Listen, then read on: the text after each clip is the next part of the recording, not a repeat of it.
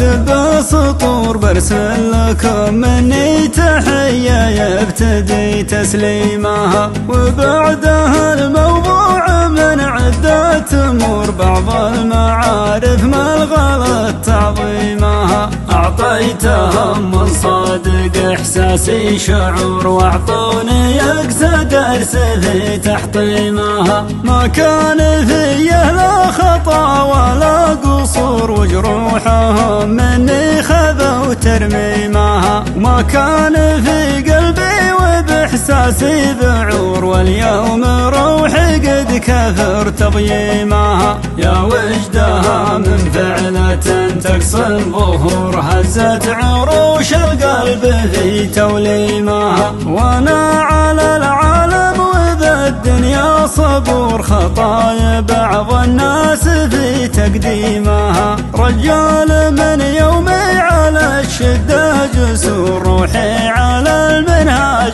في تقويمها، كلمة نمررها ولو ما به مرور يعلها تفهم ولا يحتاج له تفهيمها. ما همني بعض البشر لو هم شرور كف البطل يقلون في تجسيمها، أقولها ما هو كبر ولا غرور بعض الأوادم تستحق تقزيمها. البعض منهم يعتبر سكة عبور صحبه رخيصة من يبي تتميمها، والبعض الآخر ما يسجل له حضور يا ليتنا نسلم هروج الناس في ترميمها. أفواه ما تعرف تقول إلا الفجور تهميشها واجب مع تكتيمها، ويجيها نحشمها وتابنها.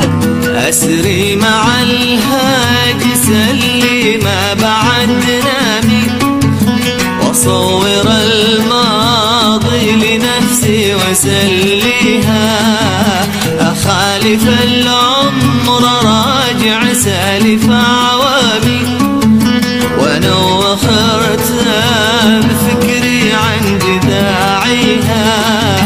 أسري مع الهاجس اللي ما بعد نامي، وصور الماضي لنفسي وسليها، أخالف العمر راجع سالف عوامي، ونوخرت بفكري عن جذاعيها من بادي الوقت.